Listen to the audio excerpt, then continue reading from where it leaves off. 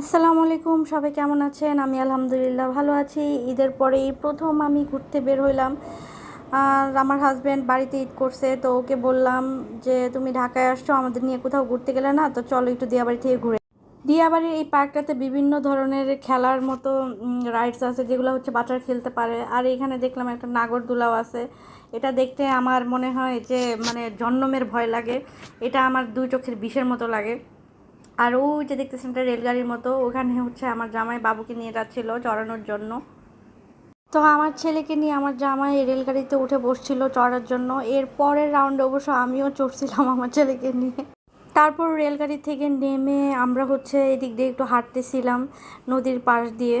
আর এখানে দেখলাম প্রচুর ফুচকার দোকান। আর ভাবলাম যে এখানে একটা দোকানে বসে ফুচকা খাবো।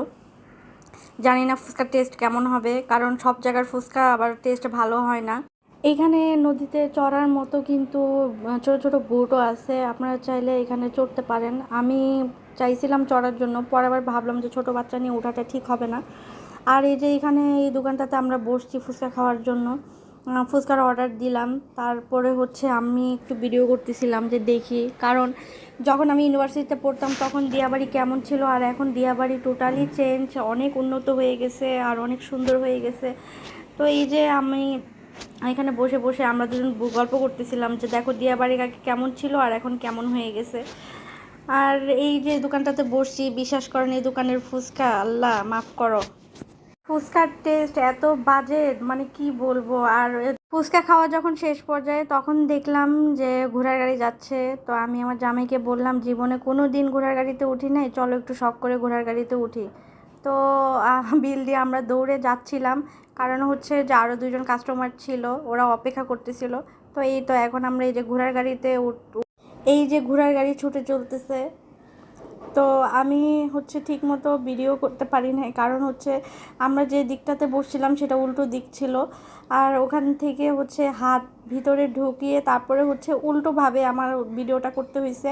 আর রাস্তা ভাঙা ছিল বলে ঘোড়ার গাড়ি বারবার হচ্ছে ঝাঁকি খাইতেছিল। আর যতটুকু পারছি অতটুকুই আসলে আমি ট্রাই করছি যে দেখানোর জন্য। ঘোড়ার গাড়ি দিয়ে মানে ঘুরে বেড়াইতে এত ভালো লাগছে আমার।